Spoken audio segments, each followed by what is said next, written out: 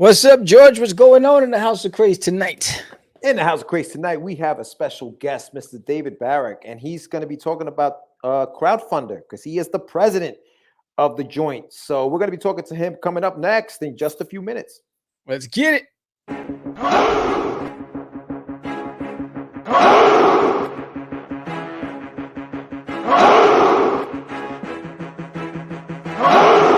We are the only show for independents all around, giving you a platform to spread your word all over town. Catch the Craze is the place to promote to your fans with the dream of Medina and Sam the Crazy Man. Subscribe to our show and never miss an episode. It's time to get your mans, listen to us on the go. Updated every week, we never miss a day. Join the squad, come on in.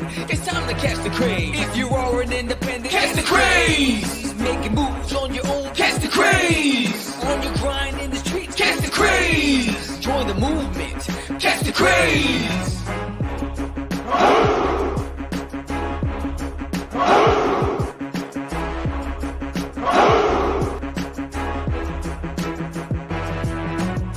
Yeah, George, we did it again. Come on now. You know you want to do it. Catch the Craze.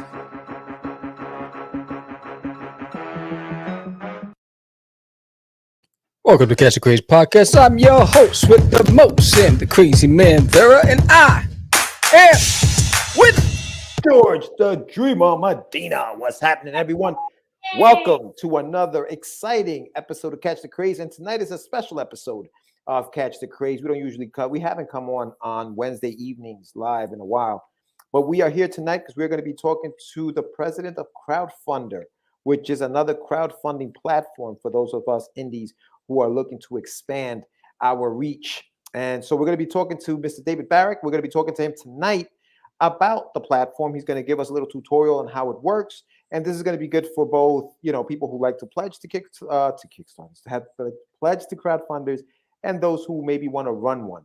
So that's going to be fun tonight. If you are interested in something like this, make sure you subscribe to the channel. Give us a like, comment below, do all those things. Share the video out to your peeps. Help us grow the channel. But yeah, man, that's what's going on tonight. Sam, what you got going on in your neck of the woods, man? I hear tornadoes out there. What the hell's going on, bro? Tornadoes are acting up, bro. It's crazy, bro. I got lucky yesterday, but today somehow I missed the alert because I didn't have any internet access this morning, and it was because we were on another tornado alert today. But I was looking at a couple of towns over that got hit. It was bad. Scary. I didn't know that when I moved to Texas that I was in the tornado alley. I was like, really? Thanks a lot. But the realtor didn't tell me. They're like, oh, this is a great deal. He left that out. And as soon as I moved in, whoosh, where's my house? I'm in Oz now. That was just crazy. What's up, Aurelius in the house? I love that video, Aurelius. I love that video. That was awesome. It up, man. I love it. Yeah.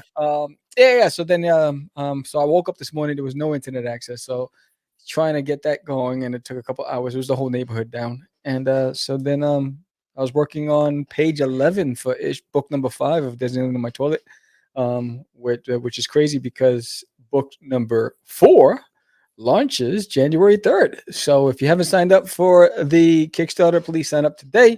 We launched January 3rd, book number 4, and it's exciting. And don't forget that if you were a backer and you return, that you're going to get this official enamel pin, which is right here.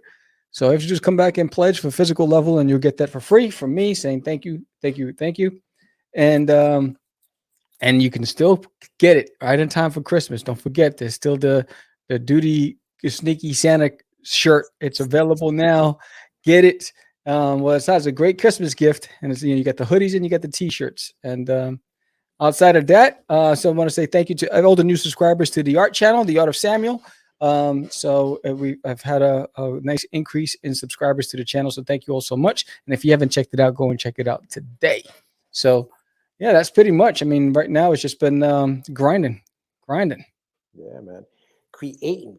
Yeah, man. I was doing a little writing today. I haven't done that in a while. Just sat down and started writing for this for a new graphic novel that I'm working on. And let me ask you something about graphic novels, Sam. I know you haven't written a graphic novel in a while. I know you're doing a duty thing. It's single issues. Do you write the graphic novels with single issues in mind whenever you write a graphic novel? I wrote, yes. So no, I start out. The kids are excited. They're so awesome. Yeah, they're so awesome. The When I wrote Duty as a miniseries, it was specifically to break it into a couple of books. So the goal was to collect it into a graphic novel, but to write into chapters. So I treat each issue as a chapter in the graphic. The way that's my approach to it. Well, yeah, that's what I'm doing because, just like a regular book, just like a prose book, right? When you're reading a book, you're reading chapters of a book, and some chapters are longer than others. And you go through the gamut. So as I'm writing this graphic novel, I'm thinking, okay, well, I certain things end, right? So you're still writing chapters within that one book because the thing is, as indies, we know that single issues cost money, unless like JD Rosario, big shout out to him, he goes and prints out.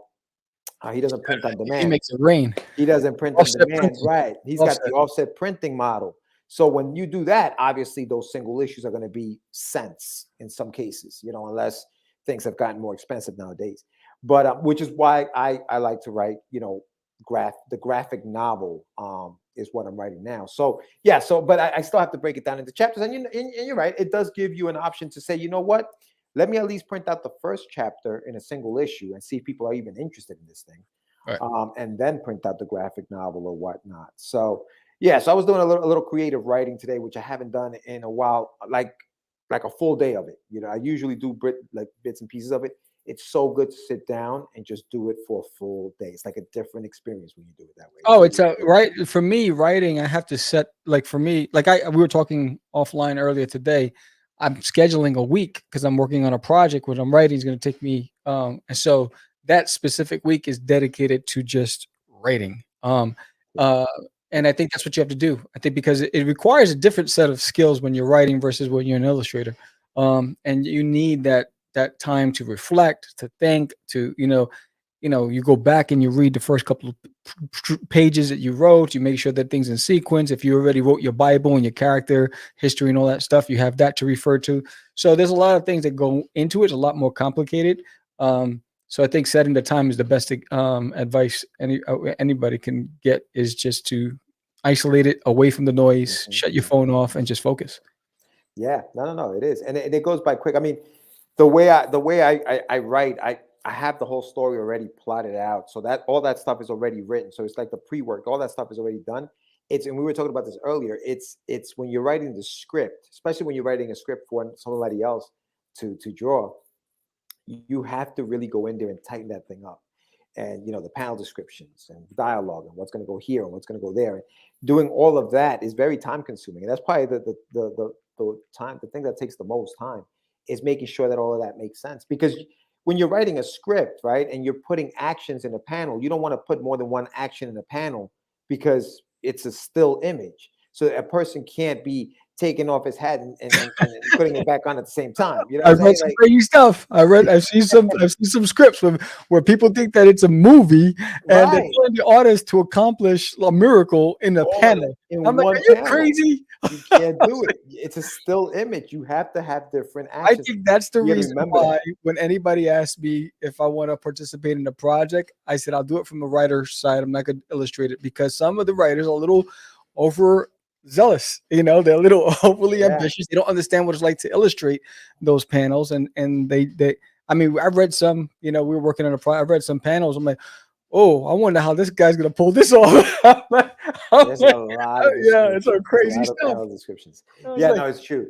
It's true. Right, drawing a comic book is very different. I saw. I think John Romita Jr. had a video up on his social media. He's back. He's coming back on Spider-Man. I don't know if you saw that. And he said that he's having a lot of fun drawing it, but there's a panel. But there's and they are the writer is giving him stuff to write. He thought he had drawn everything.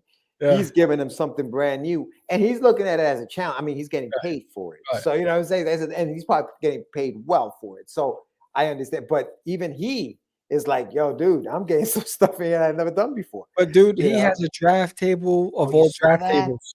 That's like 6 Bro. draft tables in one. I never seen anything that big in my life. I was He's like, got what? like 6 pieces of paper on the freaking What? thing. I was 11 by like, 17 yo, sheets. Like, where I do was you like, fit that monstrosity? And I was like, yeah, it was impressive. yeah, Yeah, I saw that same clip.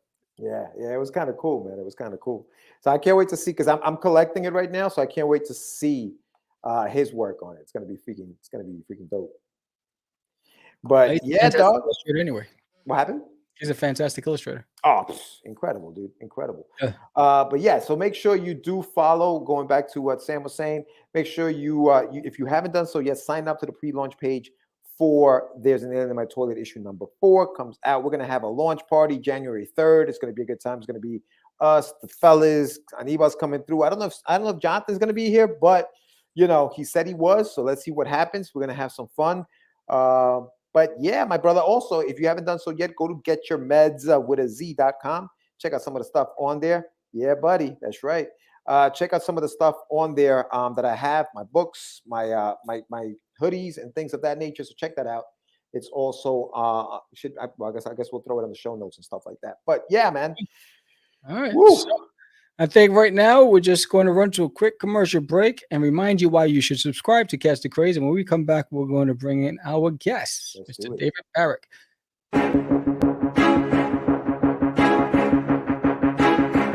It's Monty Moore. I'm a 30-year comics veteran in comics, games, and movies, and you've been watching one of my absolute favorite podcasts, Catch the Craze. You are watching Catch the Craze. What am I listening to? And you're listening to Catch the Craze. Where are all the indies at? A Catch the Craze podcast. What are you watching? I'm watching Catch the Craze. What are you going to do?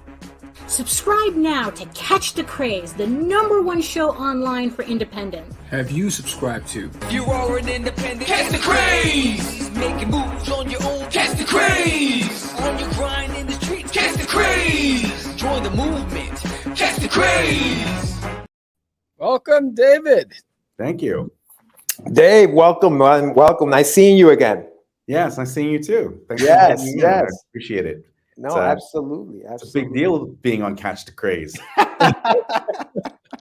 Thank you, sir. Thank you, sir. Yeah, I'm happy that you accepted the invitation, and we're here to talk a little bit about Crowdfundr.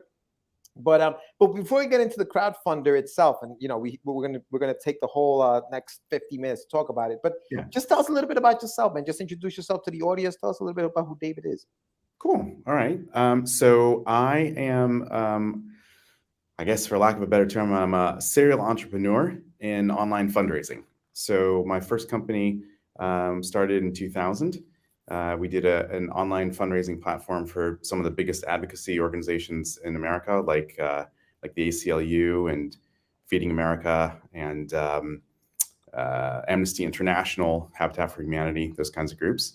I sold that one in 2003.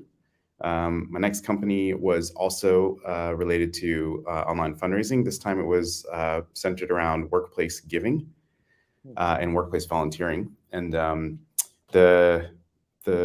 clients there were like Marriott and Toyota and Nike and other ones there. And I sold that company in 2017. Then I stayed home with my kids for a few years, and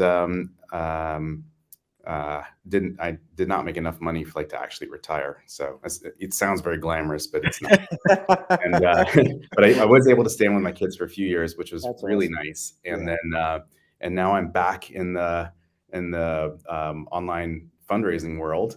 This time focused on helping on supporting the arts, specifically independent creators. We're very active in the indie world with Crowdfundr. And it feels so great to me because I actually went to film school for my undergrad degree, and so I got a bachelor's in film with a focus on screenwriting, and then I did a master's in fiction writing. So to come back to the arts after my journey through online fundraising and still being able to do this is really cool for me. That's awesome. Yeah, it's like two worlds collide for you. Right? Yeah, and it's been so great because Crowdfundr, we started Crowdfundr just under 6 months ago, Even though the company Connection Point, it's my buddy started it in 2009. So the company's been doing crowdfunding for 12 years, and we've done $250 million in funds raised for people through the platform, 200,000 campaigns in over 100 countries. And so the platform is really mature. Crowdfundr, though, is really new. And we're focusing any creator can really put a campaign in there. We're really focusing heavily on comics because the comics world came to us and said, hey, we need an alternative. And so I've just been spending the past 6 months meeting indie comics creators, and I just love it. Like it is the warmest, nicest, most creative community that I've ever been a part of, and I'm just having a blast. It's been great. You're like on a world tour right now. Yeah, I am. The past week has been a bit of a I just got that email from Comics Wellspring about your January 5th interview. Yes. I'm glad that you got that email. Yep.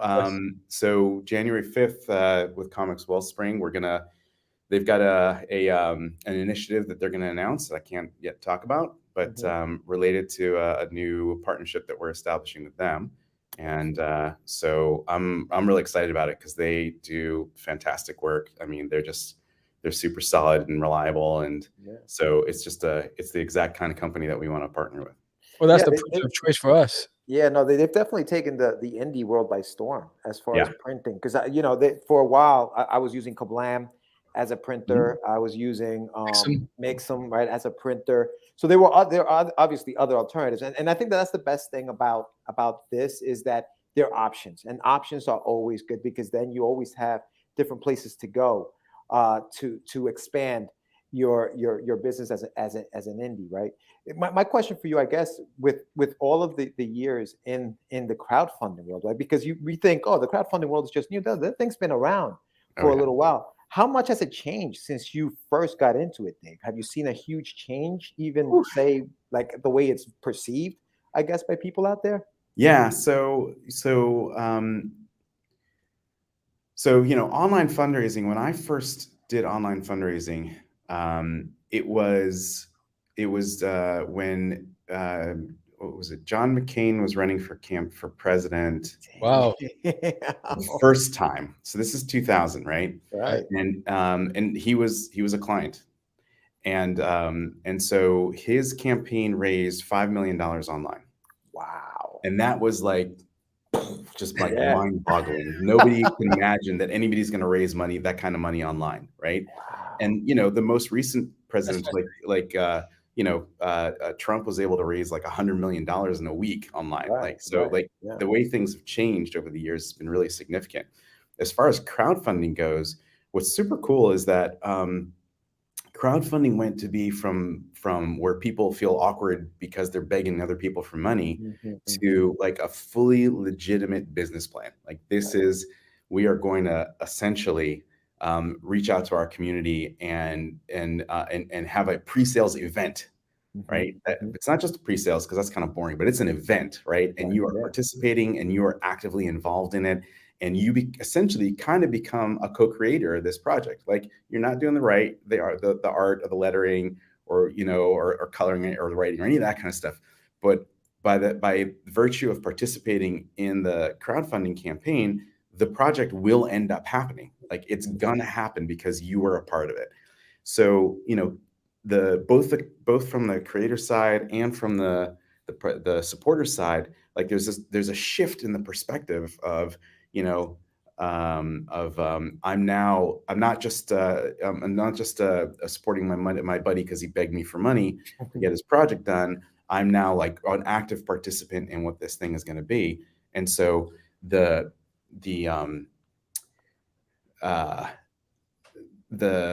engagement is really strong. And so one of the things that I see when I look at crowdfunding in general is it's not a way. It is a way. It's not just a way to fund your project.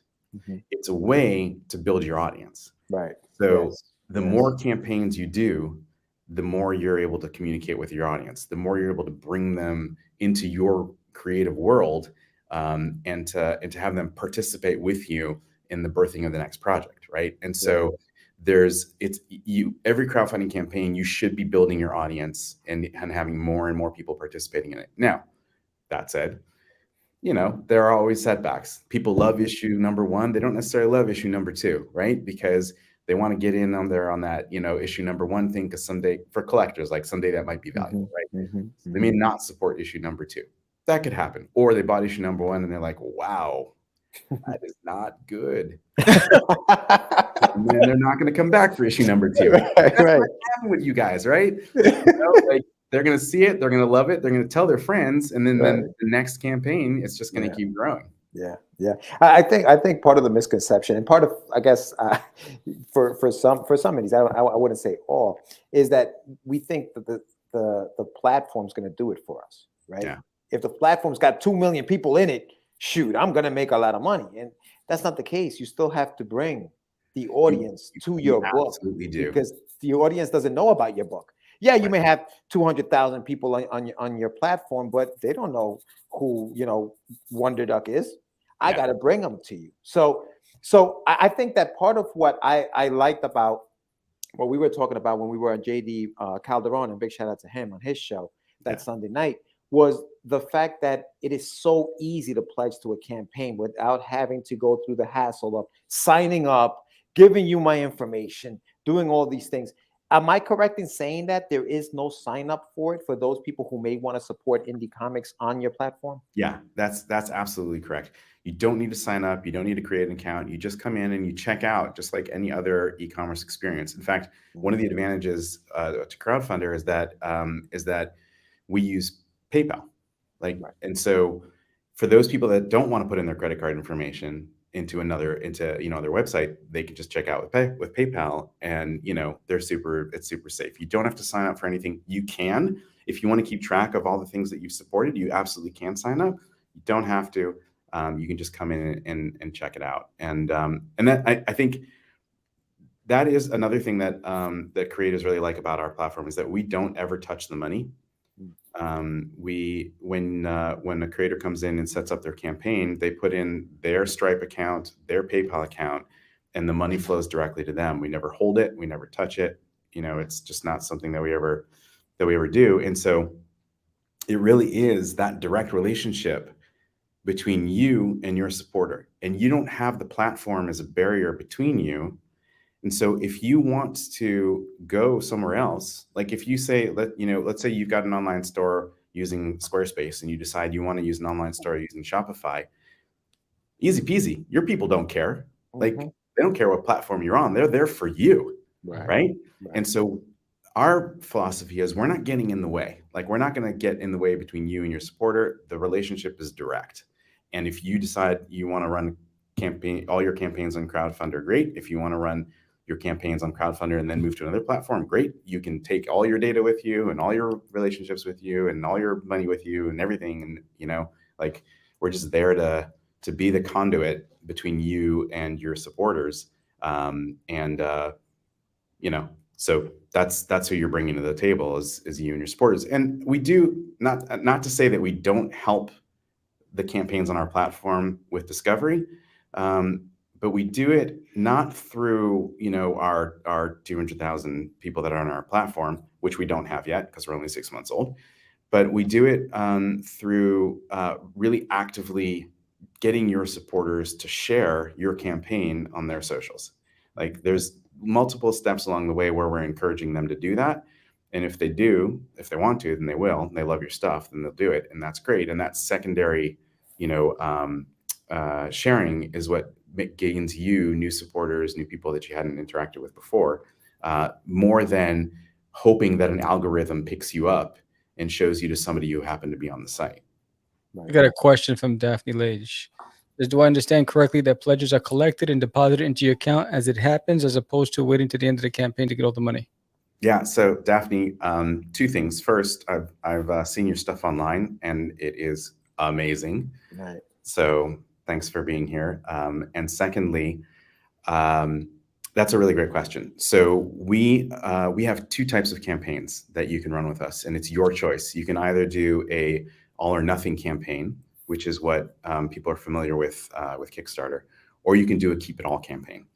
And a keep it all campaign is really good for the creator that has all of the assets done. They just need to send it to print, and they want to figure out how many they want to print, right? So that's a really great way to go. If you're doing that type of campaign, if you're doing a keep it all campaign, the moment someone pledges, that is an actual transaction, and that money goes directly into your account. The moment that happens, right? So it's essentially a purchase. It's kind of like a pre-order, but it's not just a pre-order, because it still has the same excitement of a campaign. It still has, you know, the deadlines and all that kind of stuff, and you can do all the other things like you know, stretch goals and different types of rewards. In the case of a all or nothing campaign, the way it works with us is as soon as you hit your goal, you can choose, you don't have to, but you can choose to fund the campaign. So what that means is if let's say your goal is $1,000 and you hit $1,000 on day 2, the platform will say to you, you can choose to fund your campaign now. And you can hit that button and all the credit cards or PayPal accounts will be charged, and all that money gets deposited into your account. And then every single pledge that comes in after that acts like a keep it all, in that the money comes through immediately, right? So you don't have to wait 30 days till the campaign is over, and then you don't have to wait another 15 days until, you know, the funds are released to you. You can actually, if you want to, as soon as you hit your goal, you can start your production and fulfillment process right away. Like, you don't have to wait till the campaign is over if you don't want to do that. You may want to, because you may want to do stretch goals, and you may want to, you know, have other incentives, but you get the money right away. And so if you have co-creators that you want to pay from that money, you can pay them right away, because that money is yours. It goes right into your account. Right. So I hope that was definitely, I hope that answered the question fully for you. So Dave, okay, so having those two options is great, right? And so you have your all or nothing, you have your keep it all. What are the pros and cons, I guess, in your, you know, you're the man behind the curtain there. What are the pros and cons between the two campaigns? What is the pro for doing it one way versus the other? What is the con, doing it one way between the other? So definitely the advantage to doing the keep it all campaign is that even if you don't hit your goal, you still get the funds that have come through. And you know, it de-risks it a little bit for you. And you still have the capacity to deliver, because you've prepared yourself. Like, you know, if I only get half of my goal, I'm still going to print these. I'm just going to print less. And unfortunately, and I'm still going to fulfill on it. And unfortunately, there's less money for me to pay me for all of my work, but, you know, I'm still going to do this. Right. So that's really good with the keep it all campaign. The all or nothing is if you say to yourself, I still have, I've done, let's say I've done all the writing, and I've done the, you know, I've got the art is I don't know, let's say 50% done. And I need to know whether I'm going to do coloring or not, right? And if I don't hit my goal, I'm not going to be able to afford to do color.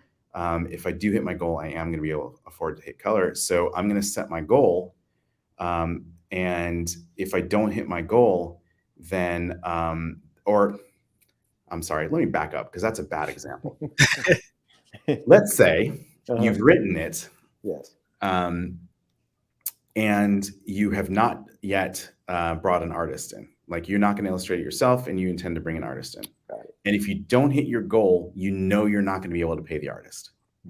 Then an all or nothing is a great idea, because then you say, like, if I need $2,000 to pay the artist, and I'm only going to get $900, I don't want that campaign to fund, because there's no way I'm going to come up with the rest of the money to both pay the artist and print and ship and, you know, like, do all the stuff that I need to do to get it done. So that's where you say to yourself, if the project's not going to go, you know, if I don't have all the money, the project's not going to go through, and I just won't do it. And that's where it's safest to choose the all or nothing campaign. Gotcha. So if for example, if I'm a writer, I have my book completed, it's done, all I need is printing. You're saying then you can do the Keep It All campaign. The Keep It All campaign works for me because of that.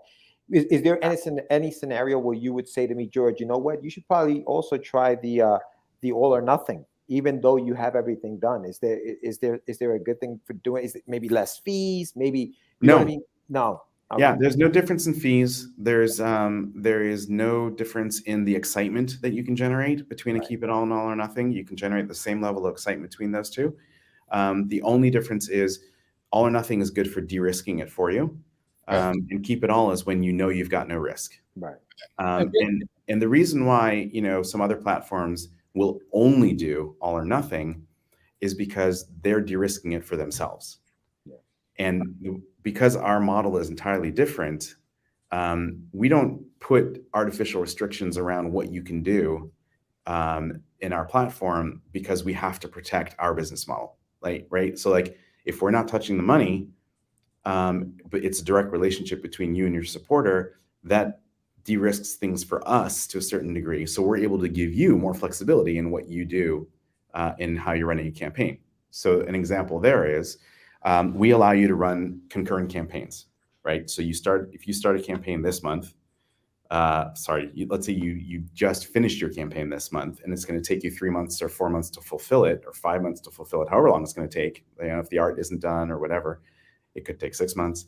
And you're like, oh, you know what would be amazing is I really want to do another campaign as a companion to this stuff with, you know, like a toy and some pins and, you know, like an alternative cover for the same thing that I just did. Or I've written something new and I want to get that one funded.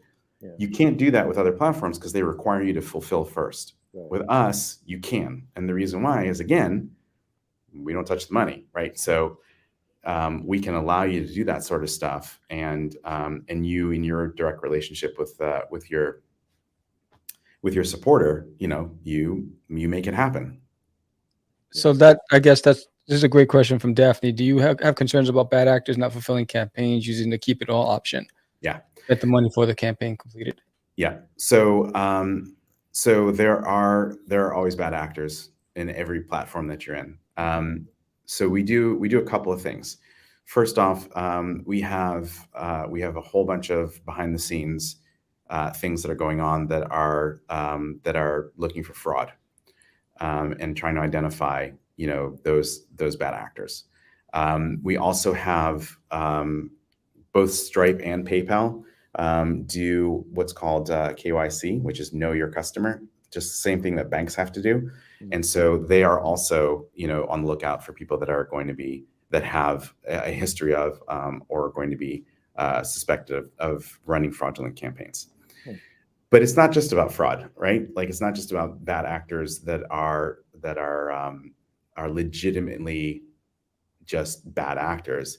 There's also a situation where you, as a creator, let's say you get sick, right? And you know the money's come in and you can't fulfill on your campaign. That happens too. So you know, I don't want to you know pin all of everything on bad actors because sometimes life gets in the way of real things that will happen. And so we do our part to try and weed that out.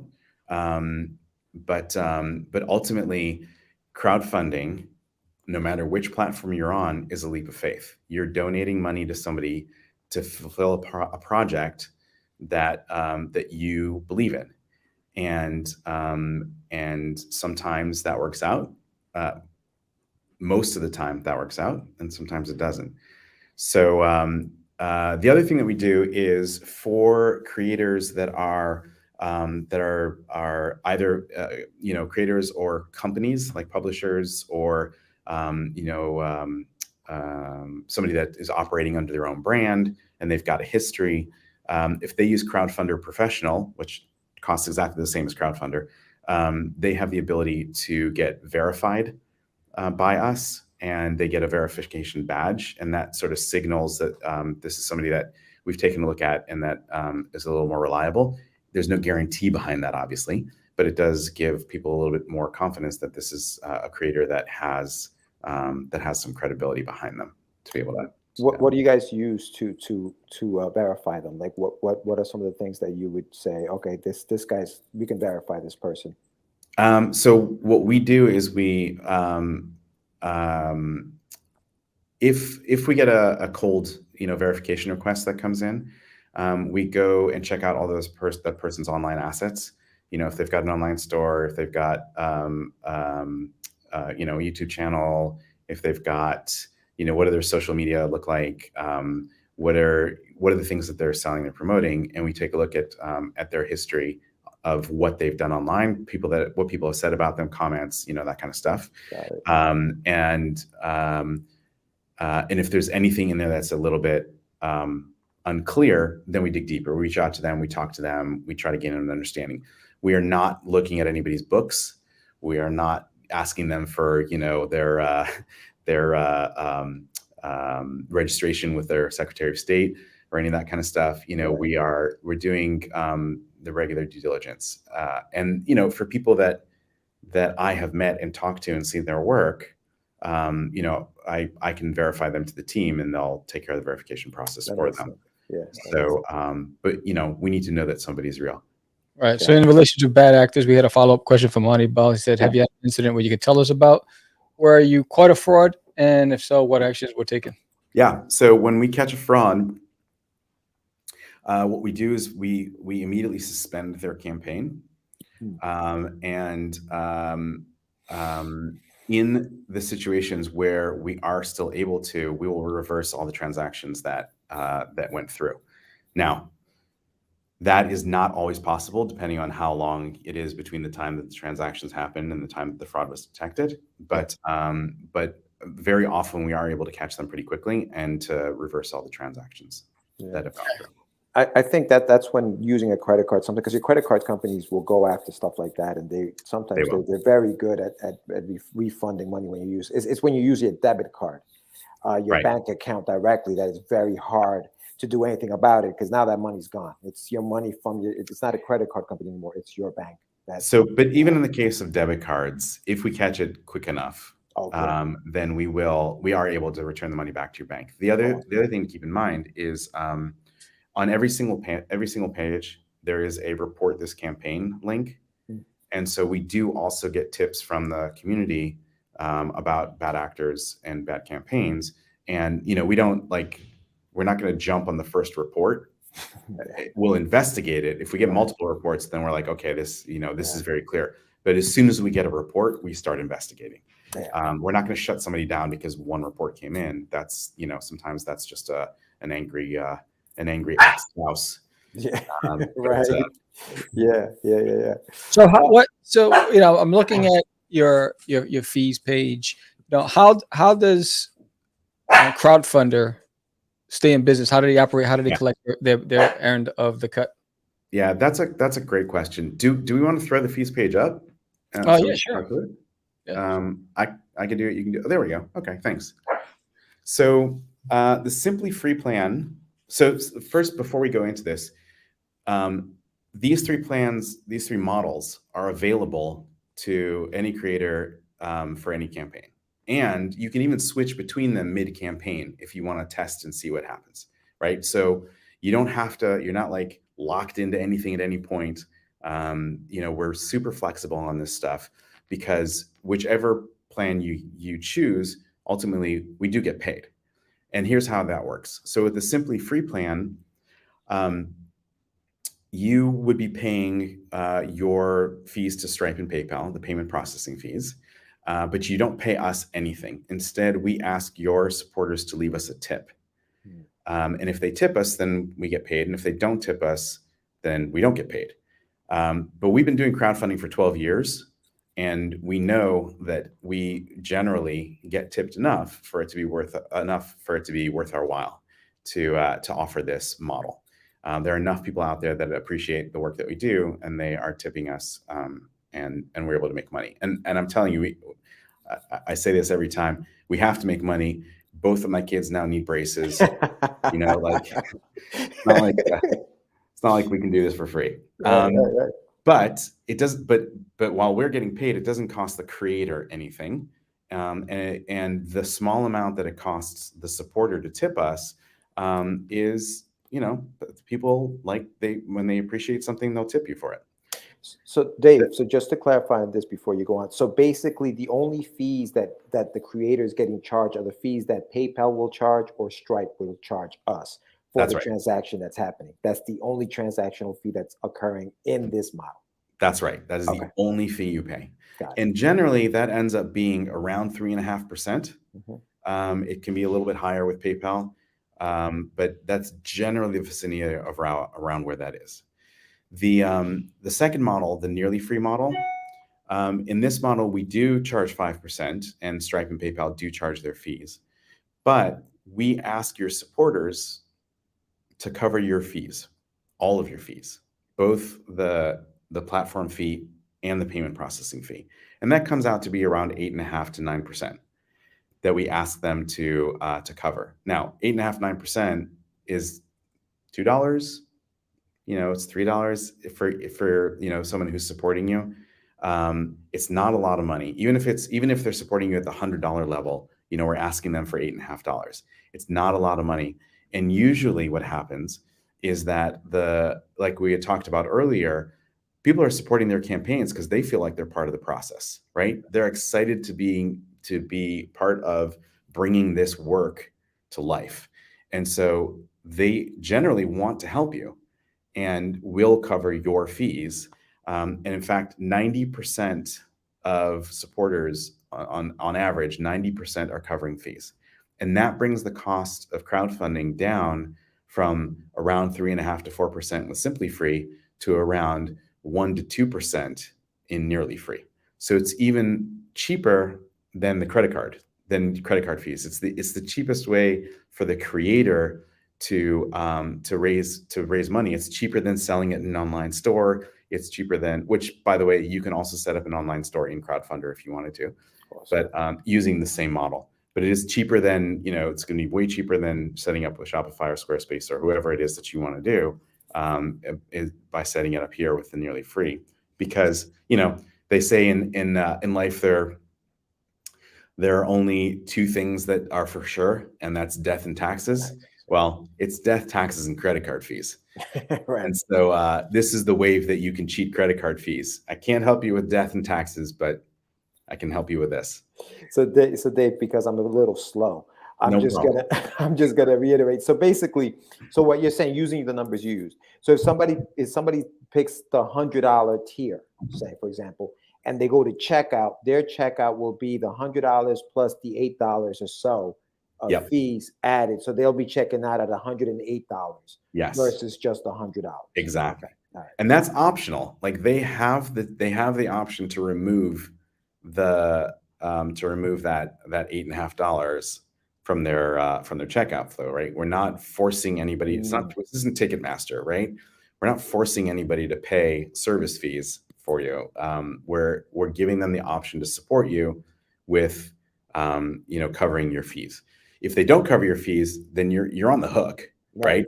But even if 100% of your supporters don't cover your fees, 100%, the worst thing that'll happen is that you're essentially in our not free model, which may seem really familiar to you because it is, the platform fee plus the payment processing fee. Right. So even if half your supporters do it, you're still way ahead. Okay. So it's interesting that they have that option at the end to say, oh, wait a minute, why am I going to charge this? Nope, delete that. And then it just automatically goes into the not free. And then we take that on. Exactly. Because that was my whole thing, right? If I have a supporter who says, yeah, man, I'll give you $20. Okay, cool, man, just go and pledge. And he's like, all right, and then all of a sudden it's 25. And it's like, dude, you told me it was 20. They can easily just say, hey, it's not 20. You know what I mean? Do you want me to show you what that looks like? Sure, yeah. That'd be great. Yeah. So let me share. Is that okay? Yeah, Sam, I think he can share, right? You're muted. You can't hear you. Oh, yeah, go ahead. Hold on, let me just get it set up, okay? Yeah, no problem. There we go. Can you guys? Oh, there. All right. Thank you. There it is. All right. So let's take a look at let's take a look at this one. Charms. This is Oh, I'm on the wrong screen. Hold on. I'm clicking in the wrong place. Oh, no problem. Here we go. Okay. So this this campaign, Charms 2, is Russ Cassidy's. And in this campaign, they chose Keep It All, right? So the funds have already flown through to them from the outset. And if you go through the checkout process, so first off, just in taking a look at one of these pages, you can see, you know, that we've got all the social sharing up front here. You can embed your campaign. You can grab a badge from here and embed this campaign into your own website, into wherever it is that you want to drop it. You can grab a QR code if you've got, you know, somewhere that you want to stick a QR code. You know, there's a bunch of and all the, you know, the usual sharing options that you would expect, right? We're looking at this, by the way, in the admin view, so you can see all these edit buttons where you can edit different parts of the campaign directly from the page. But you'll also notice that we've got all of the rewards have images associated with them, so you can actually see what's going into the reward, right? What you're going to get from it. So, you know, here are the different covers that are available to you. So let's say I am interested in this one, and I click on it. It brings up a page, it asks me where my shipping is, and then there are a few options that people can choose here, right? So how many of these do I want? But I can also pick a variant, and that variant has a different price associated with it, right? So, you know, that's another way for you to easily kind of get those different options out there. Dave, when you pick a different variant, does the image change on that screen or no? It does not. No, Okay. we haven't gotten that far. Okay. Yep. But that's a really good question. Thank you for asking. No worries. And then what you can do is, unlike with some other platforms, well, that's it. You selected your one, you're done. That's it. I mean, there's often an ad on screen. Here, you can be like, no, I also want one of these. That's cool. And I also want one of these. Actually, I want two of these, right? And I'm going to get that one. So once you do that, you go through, you pick out what you want. So it really gives a lot more flexibility for people to just like fill their carts up with whatever it is that they want. And then you continue. Here you can ask them, you can ask if they are interested in topping it up a little bit, their name, their email address, their message. And you can see, you can hide your name from the public. So you can make this, you can do this anonymously, and you can hide your contribution amount from the public, right? So it gives again, for your supporters, it's really, you know, it really supports them too. Of course, you have to see their name, right? And contact info. They can put in a message, and the message will show up in your activity feed for the campaign, which we didn't talk about that when we looked at the campaign page, but there's an activity feed, and you can interact with people there, post replies and comments and stuff like that. So it's a really dynamic kind of environment. You can do promo codes. You can send out promo codes to your people, and they can pop them in here. But then you see, here's the breakdown, right? So I'm getting this item and this item and this item. I'm getting two of these. This is my total shipping. And then it says cover fees for the cause optional, right? Got it. And so when you click on that, it says your support means a lot to Russ. An extra $7.63 will cover the processing fees for your contribution, and you'll maximize the impact of your support. Optional and very much appreciated. Thank you. And you can opt out or you can count me in. Right. Okay. And so you have your total right here. If you're outside of the currency that where the campaign is being run, it'll give you an estimate in your currency in your local country. I'm in Vancouver. It's showing me that it's in Canadian, what it would be approximately in Canadian dollars. And then I hit continue. And then here I go. I can pay with PayPal. I can pay with Apple Pay because I'm on an Apple device. If you're on an Android device or a Samsung device, it'll show those. If you are in the US, it'll show the option for you to use Venmo. Basically, whatever additional options are available to you, those will show up. Or you could just go straight ahead and put in your credit card here, pay now, and you're done. You know, I was going to ask you about Apple Pay, Dave. Yeah. I'm glad you brought that up because, yeah, that's like especially if you're doing it from your phone, you just double click on the side of that button and you're good to go. And it's super secure. So for those people who don't want to put their credit card information in, if they could just do it through Apple Pay, it's super secure for them. Right. No, this is amazing, man. This is cool stuff. So that's what that looks like. If we can go back, if you guys don't mind, I just want to go back to the campaign really quickly and show you something. So you see that at the top, you've got these tabs, right? So activity is an activity feed that shows you, you know, people that are posting. Like, so it's a social feed that people can come in here and post whatever they want about the campaign. If somebody makes a contribution, it shows up, you know, as something that they've done in the campaign, right? Or it could be anonymous. Do you see like how that goes? And then you can comment on this, you know, like, hey, Robert, thanks so much. That's awesome. I really appreciate it.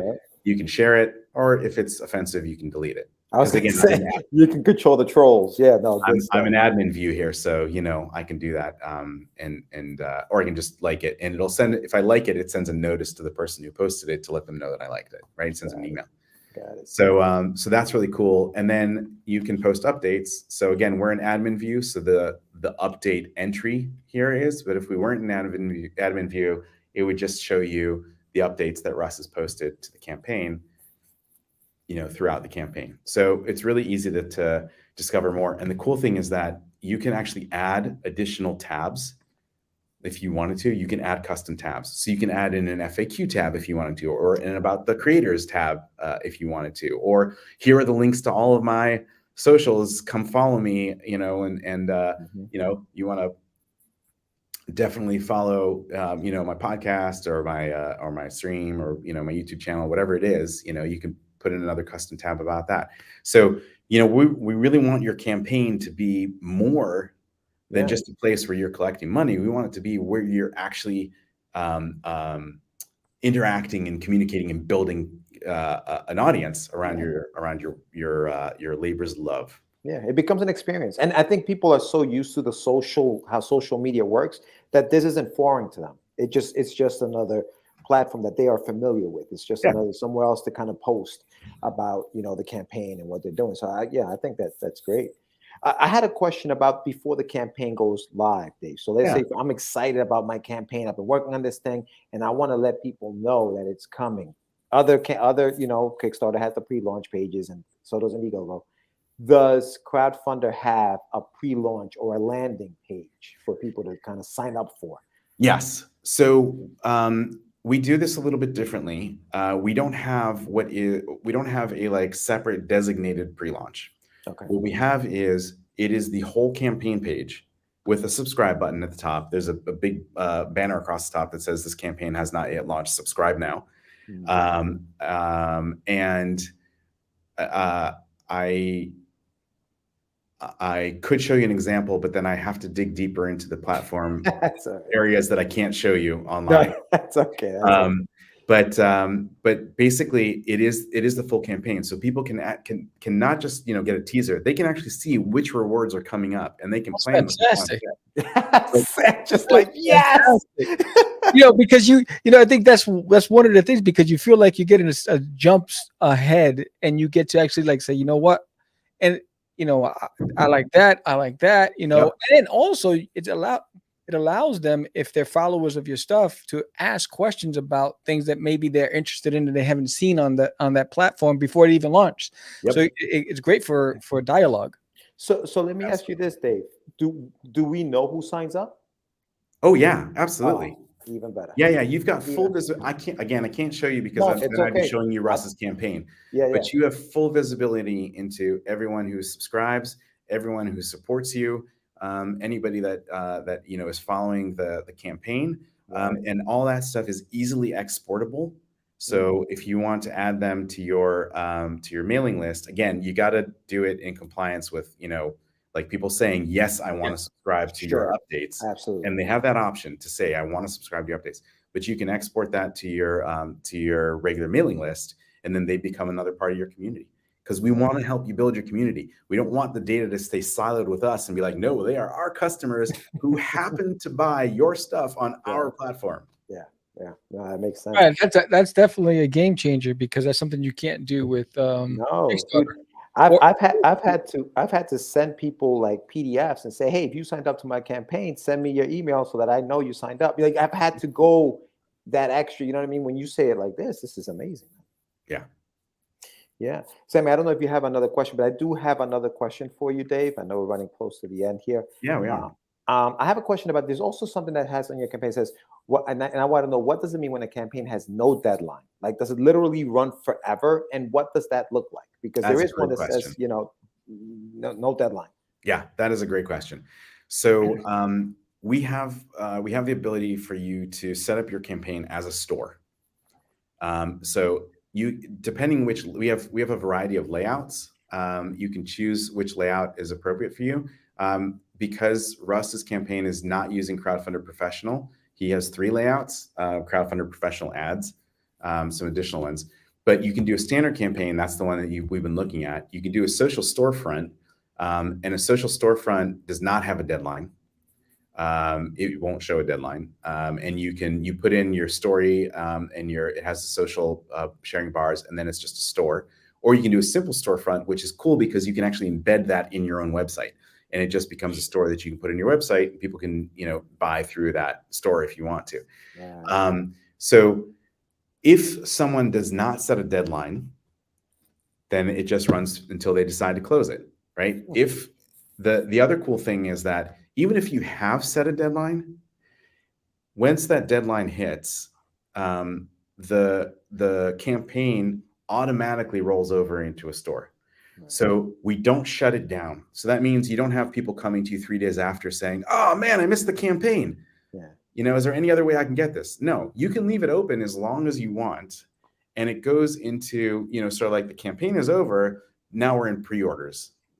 And so you can just continue accepting people's orders through there as long as you want. Like, you might want to do it up until the point that you decide to go to print, right? Or up until the point that you decide to do fulfillment, shipping, right? So at any point, you can keep it open until you decide to close it. And so,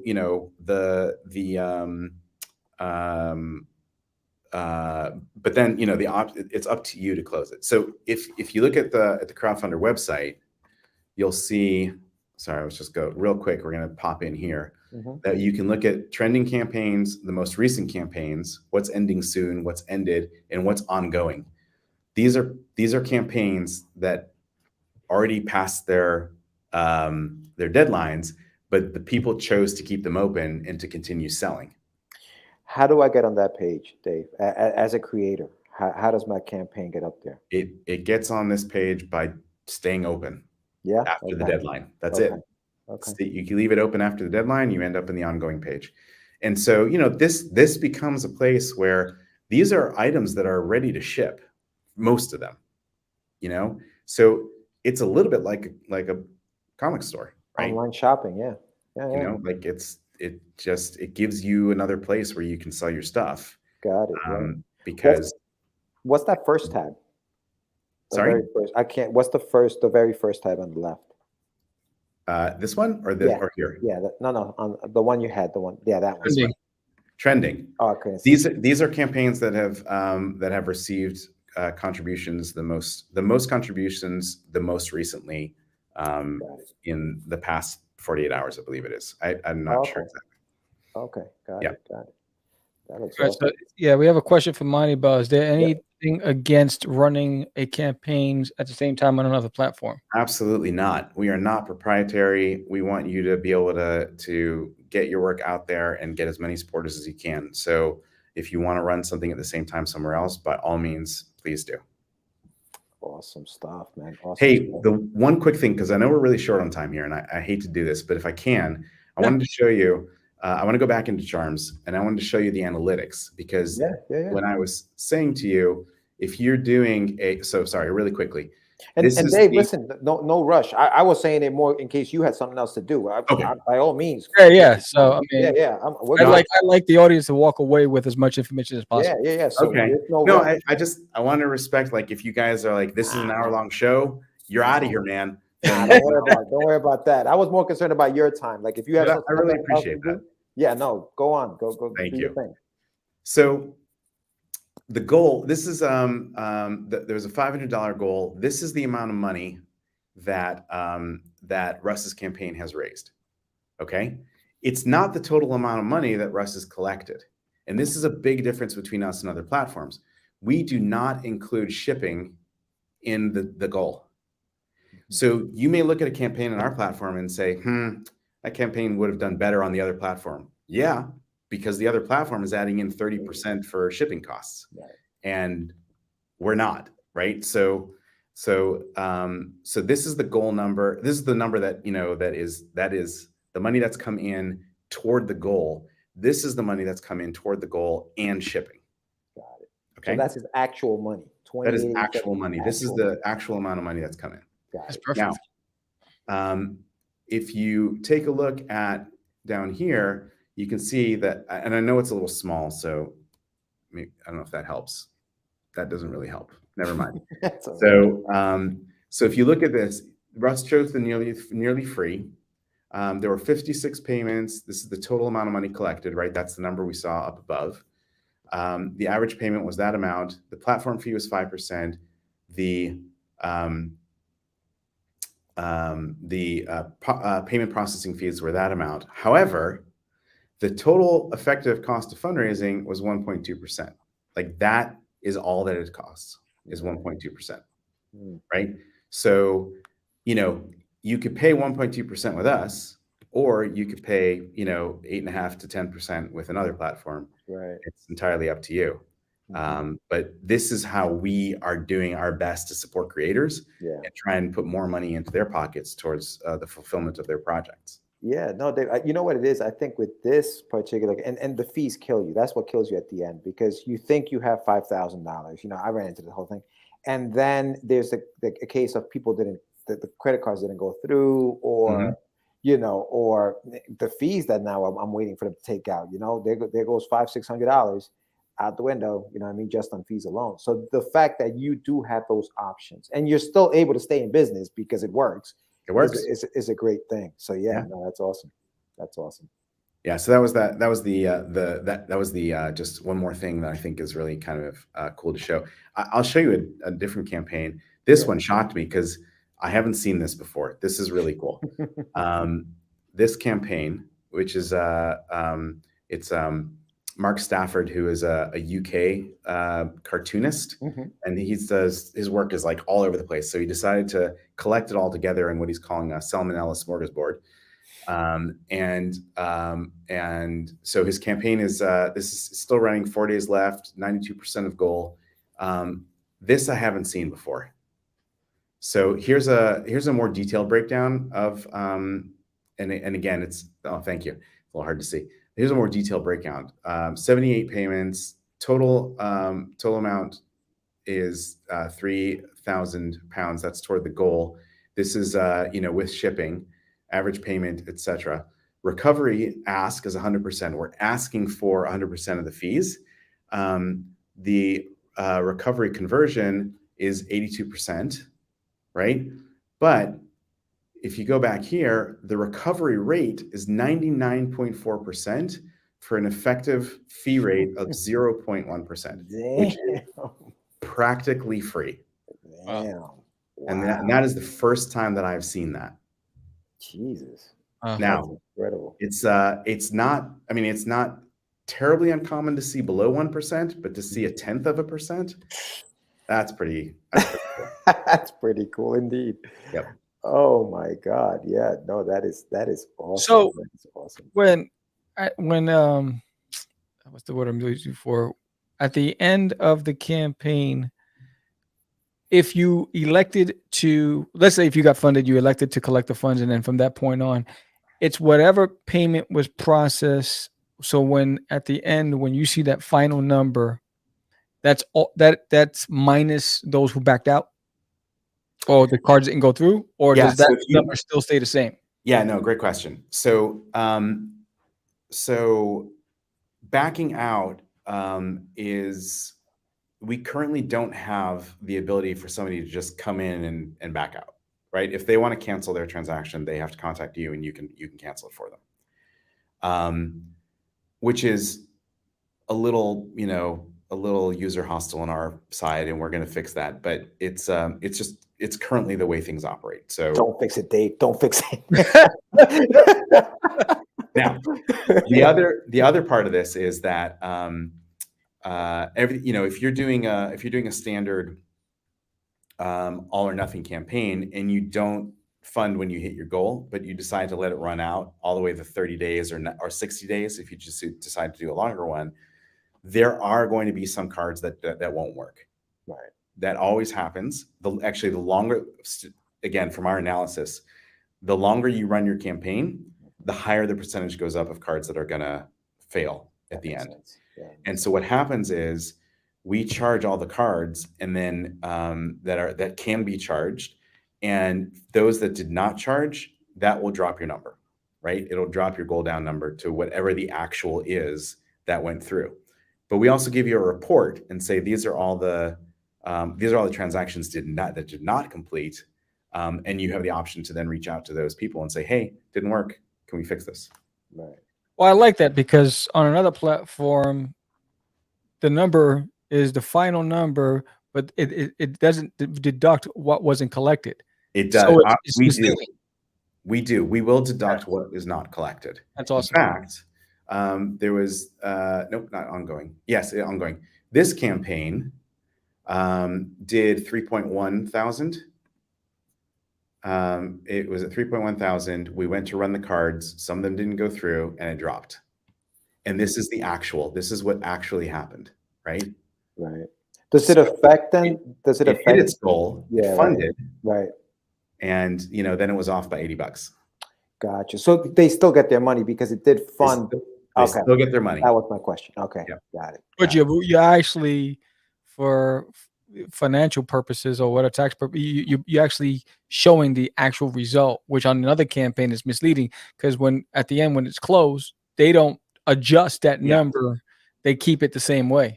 Right. No, we're all about transparency, full transparency. In fact, I had mentioned, we were talking before about fraudulent campaigns. Mm-hmm. When we close a campaign for fraudulent activity, we don't hide it from public view. That page remains available, and people can see it, and they can see that it was shut down because of transparency. We want to know. It's like going to a supermarket and you see the shoplifter's face on the parade. Don't let this person in. Yeah, absolutely, dude. Yeah. That's amazing. The wanted signs in the post office. That's it. Oh totally. Man, this is so informative, Dave. And honestly, if I was on the fence about doing this, I'm all in on this on crowdfunding. Yeah, it's interesting. I mean, I think there was some other platforms that came up that I was on the fence about, but the more I was, and I just wanted to hear it from you to clarify the questions, and you did a great job with it. It really provides, I think, especially for the indie community, a really better alternative. Yeah. And it's something that George and I were talking about that we're planning 2023. Like, I think I'm telling you, man. I'm like, I already created one just because I was like, let me see how it works. So I was already creating one, but I think that definitely, I mean, because to me, it's again, I love the transparency, right? I love the fact that we are able to interact with our we're trying to grow a fan base, and how are we going to grow that if we don't know who they are? Right. If we don't know who's following our page or who subscribed to pledge to it later, how are we supposed to build that fan base? We can't, because we don't know who you are. And sometimes people forget, like, oh yeah, that's right, I subscribed to that, but I don't have a chance to pledge to it. You can always hit them up and be like, hey man, I saw you were interested. You still interested? If not, I'll leave you alone. Like, it's that simple. You know what I mean? It's that simple. So I think it's a great thing. Yeah. Well, thank you. I mean, we really work really hard to make the platform. We like our motto is that we want to be the creator friendly platform. Mm-hmm. Mm-hmm. And we really are making the effort to give you the tools to run your business the way you want to run it, and not the way we think you should run it, or the way that it's beneficial to our business. Because the more successful you are in your business, that's how we get paid too, right? So absolutely. The other thing too, though, Dave, is that you're actually making it easier for the person pledging or shopping. In this case, for our campaigns, because it's so simple. That's the biggest thing. Oh, I don't want to have to register. You know, I don't Right. I want. don't want to sign up, dude. I don't I want to want get to the use stupid PayPal. emails. I Yeah, want to right. use Apple Pay. Exactly. Yeah. Do I have to use my credit card? Can I just give you cash? Like, you know what I mean? Like all these things. It's like, can I just give you the money and then you just give me the book when it's ready? Like, it's like, no, dude, go to the website and just do it. And it works like e-commerce. And people are so used to shopping online now that it's not a foreign thing to them. It's like, oh, I know how to do this. Oh yeah, of course they're gonna need my email. How am I gonna get that receipt that I paid for this stuff? You know, how are they gonna ship it to me if they don't have my address? Oh, I get that. You know, whether it's different, it's just different from signing up to something. Like just sign up stuff. I do it even when I shop online. Sometimes they'll be like at the end, do you want a guest checkout or do you want to sign in? And I'm like, you know what? I'm just gonna guest checkout. I don't want to have to put all this information in. Let's make it easy and let's go. And that's what this is doing, Dave. So yeah, no, thank you so much for coming on, man. Yeah, Really I think you took the best of both worlds. You took the best of Indiegogo and Kickstarter, and you know, it's like, and you just made it so simple. You know, I think you took away a lot of the complication, the things that make it complicated and things that frustrate people. And the transparency for me is huge, because number one, I want to know who's signing up because I want to be able to communicate with them. I want to make sure that, you know, when at the end of the day, when you're calculating the numbers, you know, you see exactly what it is. It's not, it's almost like it's misleading. I think you did a fantastic job with this, and I see it just growing from this point on. Yeah, no, absolutely. Dave, the one, I guess one of the last things I wanted to ask, and this is for those people who maybe are a little design, like they don't do design. I can't design. How am I going to design this page? Like, it's easy. I see some of, I was in there, and it's just literally just importing things into the thing and just typing out what that is. Typing out your story, dropping in some images, dropping in some videos. You can even drop in your, I think you can embed your YouTube live stream in there if you wanted to live stream from there. Like you can just drop stuff in there. Sam's head, you should, Dave, you don't know Sam like that, but his head just blew up. He was like, wait, what? You don't understand. Now let me ask you, is this feature, because I haven't played around with it, do I have to delete an image to move the image around, or can I move the image on the page? So great question. Unfortunately, right now, you will have to delete the image and put it in again. That's something that we use. You know, all software engineers, they use different libraries from different, like you don't write everything from scratch. That's crazy, right? And the library that we're using, which is really great on many levels, that's the one thing that is one thing that it can't do. You're the second person to ask me that. And I'm like, man, can't we figure this out? But no, you can't. You unfortunately cannot drag an image. Right. Okay. All right. Well, you know, hey, listen, is that it? You're out? That was it. I have it all. That's it. You know, it's like I'll get Castle Grayskull. I just can't get Battle Cat. It is what it is. That's all it is. Oh, dude. Dave, but listen, thank you so much for coming on the show. We appreciate it, and you're always welcome to come on.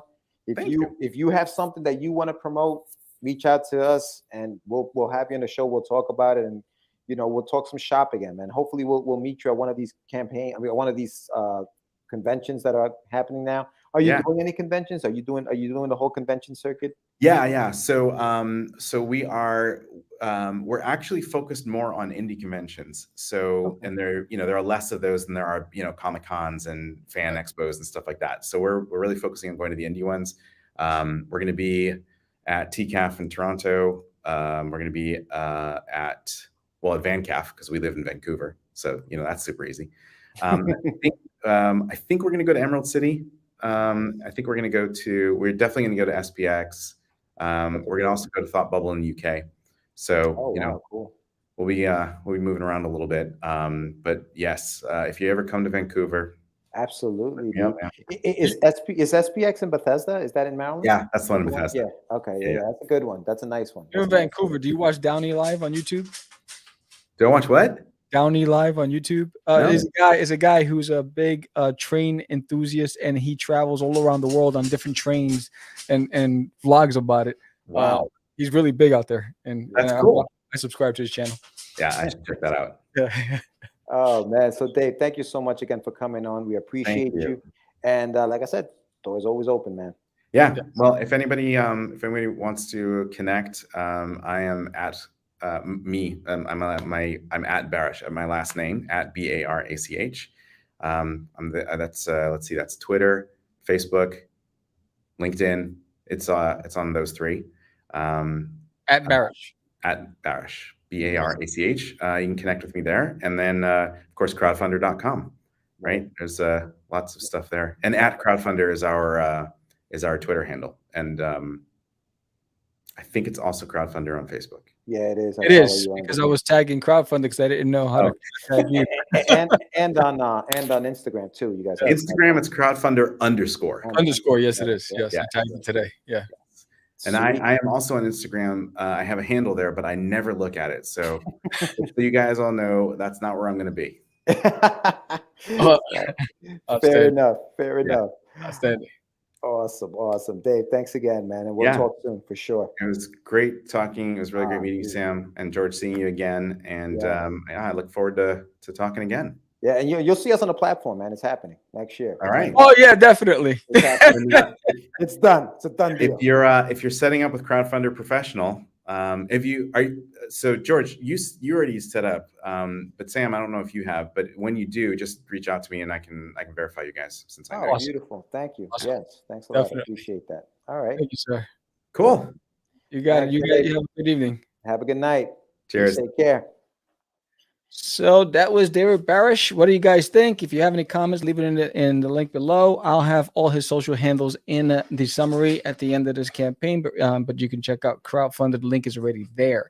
I think it's fascinating, guys. I mean, it's funny because what I liked is, Daphne and Anibal asked some really good questions and questions that I was prepared to ask. And it's like, all right, you know what? They beat me to the punch. Fantastic. Of course. But because they are the indie community, right? And so they're asking what we would all ask. And I think what I love about it is the transparency. That for me is the fact that it's right there, black and white, in your face, where the other ones are very mysterious and and you don't know. There's a lot of things you just can't do. You just got to deal with it. Here you have a lot more control, and that's what I appreciate most about this platform. I think part of that is knowing your audience, right? I think that the indie community is like that. It's transparent, right? We want to know what's up, like what are we doing? And I think that this platform understands that. Whereas Kickstarter is more, you kickstart anything on Kickstarter, so they're a little more secretive. They're a little bit about let's protect the identity of the person who's pledging, which I'm all for it. But when you're pledging for comic books and stuff like that, you're usually like ready to just pledge and talk and chat and do what we do. It's the indie community. And so I think that they understand it, and I think Dave's got a good pulse of it, and he's doing great things with the platform. Hopefully, it continues on this trend, and he just they just do gangbusters. Yeah, I mean, the way I look at it, wants to help it grow too, bro. It's almost as if it's like an indie Comic Con, the way that the crowdfund is set up. You have the interaction, you have transparency with who's there, all the things that you would get when you're at a Comic Con, right? You're connecting directly with the consumer. That's what you want. And I think that the barriers that exist with the bigger platforms make it a lot harder. So it's very impersonal. Here you have an opportunity to tailor it and make it personal and build those relationships. Yeah. That's what I appreciate the most about it, is that you can really connect. And then you can get an insight on what what the people's preferences are. I love the fact that the landing page is the whole campaign. No, I know. I love that. Because now instead of creating a preview link and say, hey, what do you think? And having to go through those steps, they can just go right there, sign up, check it out. You know what? It's more than just a thumbnail, because you never know if the thumbnail is going to attract the audience. So now, let me see that thumbnail. Let me see. Oh, wait, I love that cover. Oh, look. Oh, I didn't know they had this. Oh, look, the sample pages. Oh, it's all right there. Well, it's also an incentive to have a completed page before it launches. Yes. You know what I mean? Because it puts the onus on us, the creators, to now finish our pages before we even put that pre-launch page up. Because we know that they're going to be able to see what we've done. So it's an incentive for us to finish that sooner. And it also helps the audience see what they're getting themselves into when it actually does launch and go live. Yeah. The fact that you can get the money right away is also a good thing for us, because like how many times have we gone through the thing where like stuff drops off, or At this point, you can't even drop a pledge. You can't even come out. Once you hit that pledging button, and if I have a campaign that takes it right away, that money's gone. You know what I mean? So it eliminates some of that stuff. But I like what I like about it also is that there's a lot of people that are they don't want to be inconvenienced with Kickstarter, which is why they never actually went on the platform to begin with. Yeah. They want to support, but they're like, I don't want to give, and I like this where you can just check out and that's it and keep it moving. You don't have to worry about, another area. That's the biggest thing, dude. That's the biggest thing. People, a lot of people told me when I was asked, like, I don't want emails, man. Same thing here. I don't want to sign up. I just don't want any more emails. I'm done with junk emails.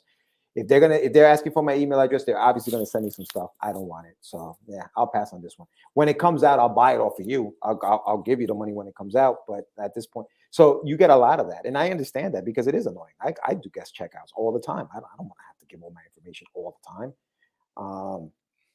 Do they? I don't think they have surveys, Anibal, and I guess we'll reach out to Dave because I think they're getting your information up front. So like we'll have where to ship your stuff. Most of the time, those surveys are for shipping addresses and things like that, and emails and things. Yeah, yeah, making sure. Yeah. So if you're giving that up front, you're probably not going to get a survey from anybody if you're giving all that information up front. So word. But we'll double check with him. But it's another great episode. Guys, if you like this episode, give us a thumbs up if you haven't done so already. If you haven't subscribed, please do. When we grow, the indie community grows. More eyes on us, or more eyes on our guests, and that's why we do this show. And absolutely, and you're welcome. And don't forget. While I am not on Crowdfundr, it's already done. We're launching on the 4th Kickstarter for Designated My Toilet book number 4. Sign up today. Be there. It's going to be fun. I'm excited about it, and I hope that you guys come along for the ride. It's going to be a fun adventure. And tomorrow morning, we're back, 9 a.m. Eastern Standard Time, the Morning Brew with the Crazy Crew, where George and I talk about everything in pop culture, and also we'll be talking about why you need to keep your head down and still look up. So we'll be talking about that tomorrow as well. And finally, don't forget to check out The Art of Samuel. Check out, I have new episodes every Sunday. And Wednesdays, I have art streams. So check that out. And for George. Yes, make sure you hit up getyourmeds.com. Check out my books over there, The Adventures of Wonder Dog. Check out Russ 5377, which may be making a comeback next year on something called Crowdfundr. You guys might have heard of it. So check that out. And we'll be on tomorrow morning. Big shout out. Thank you so much to David for coming on and talking to us about Crowdfundr. And if you have any questions, leave them in the comments. We'll get to them and we'll reach out to Dave. Make sure you follow him on social media, Twitter. He's on there. He's an open book. Ask him whatever you'd like. And we'll see you tomorrow morning. Yeah. Thank you, Aurelis. Thank you, Daphne. Auroras Capoyos and San Martino. Thank you guys. All of you guys for joining us tonight. And with that said, I'm Sam the Crazy Man Vera. George the Dreamer Medina. And we are crazy. Acquiesce. No, it's talking about my friend Acquiesce. Say my name, right? This is what you were thinking? Oh, he described me. He said, I'm the what? Catch the Craze. You're listening to Catch the Craze. You're listening to Catch the Craze. Catch the Craze. You are listening to Catch the Craze on Catch the Craze. You're listening to Catch the Craze.